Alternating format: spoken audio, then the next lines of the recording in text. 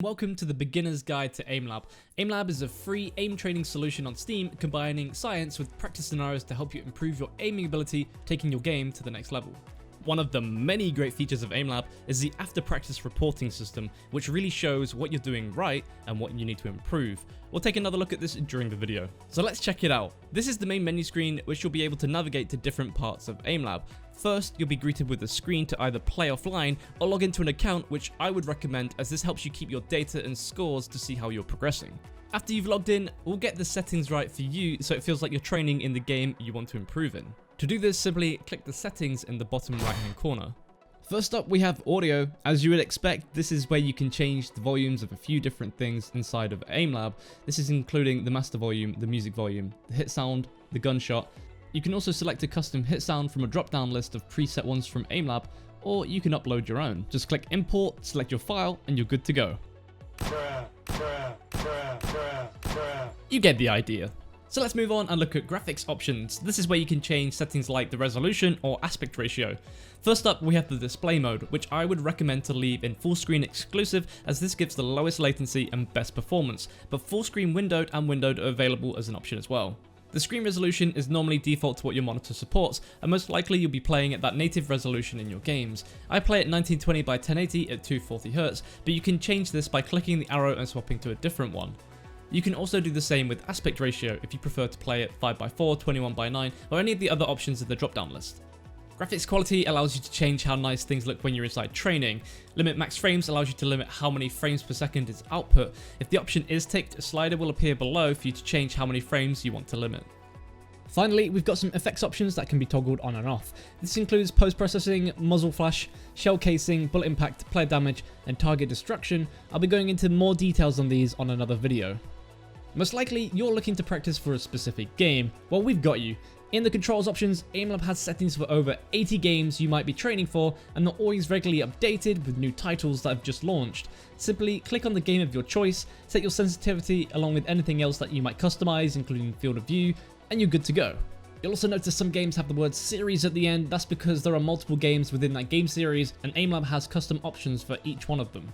Let's move on. The crosshair option allows you to modify and customize your crosshair to your specific needs, or to match the games you play. You can change the size and the shape if you want to have a dot, the color of your crosshair, or if you're feeling really spicy, you can upload your own custom crosshair if you drop down the type option to upload at the top.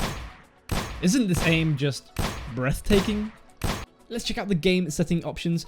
Here you can change the language of AimLab with many different localizations. You can also toggle the visibility of the HUD, change the camera mode between first and third person, modify the weapon sway, enable or disable the recoil, and change the target color for your training. You're also able to change the cosmetic settings, including the player avatar model, the weapon view model, so that's if you want to hide or show the weapon during training, the view model appearance and perspective if you prefer to have the weapon on the left or on the right. Finally, we have the key bindings, which shows all the buttons you need to press for all the different actions inside AimLab. You can customize these if you prefer to have them on a different button. We won't judge you if you have jump on number 7 or on control. You can also toggle different actions for some movements such as crouch, lean, and you can also toggle the zoom for scoping with snipers, which can be found under the mouse tab. I'm sure you're all keen to get actually into practicing your aim, so let's look at doing your first task. To get going, click the training tab at the top of the screen. At the top left, you'll see training data with colored dots. The brighter the color, the more you've been training daily. Don't worry if it looks a bit empty at the start, this will fill up the more you practice. To the right side, we have a drop down which shows suggested training tasks, which are recommended by AimLab on tasks which will help improve your skills. You can also find your favorite tasks on the drop down as well. To favorite a task, simply just click the little heart on the task itself.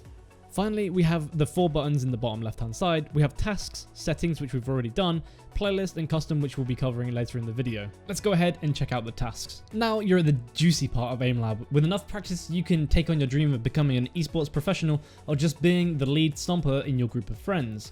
The tasks are broken down into categories, including flicking, tracking, speed, precision, cognition, perception, sandbox AI, and sandbox MISC. Each category has a purpose of helping you improve a particular skill, which you'll use daily in lots of different games. There are multiple different training tasks on the categories, so I would recommend playing through each and finding which task suits your needs the most.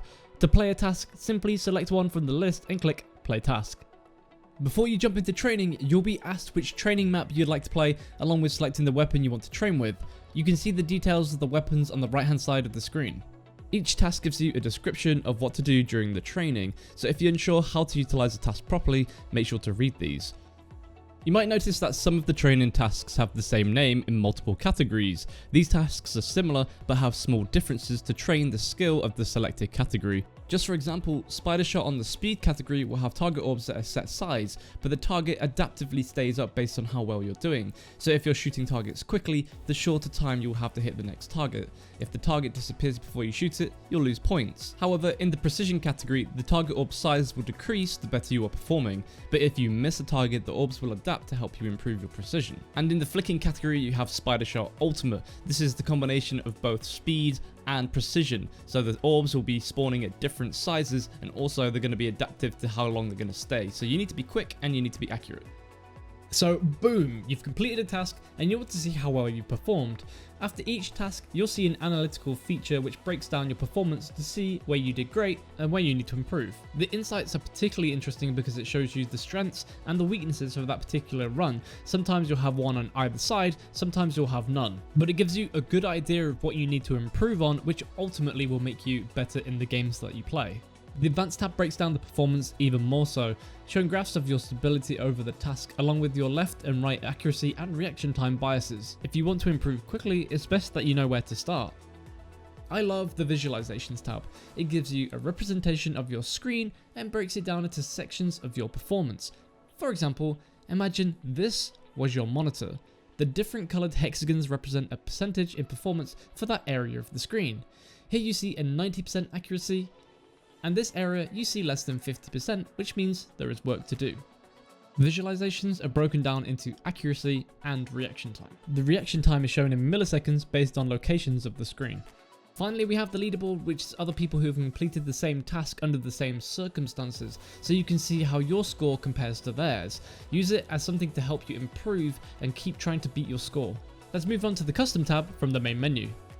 The Custom tab on AimLab holds a bunch of really awesome features. Since this is a beginner's guide to AimLab, we won't run through these now to keep it less overwhelming, but we'll make another video detailing each of them. Basically, all you need to know is that the possibilities are endless inside AimLab. Similar to the leaderboard section after you complete a task, the scores category from the main menu allows you to see the leaderboards of different tasks with variations including different modes, maps, and weapons. From here, you can set your own targets and climb the ranks on the leaderboard. The final tab we have is called Profile. There are two different categories split between skills and task data. Inside skills, you'll be able to access insights about your training.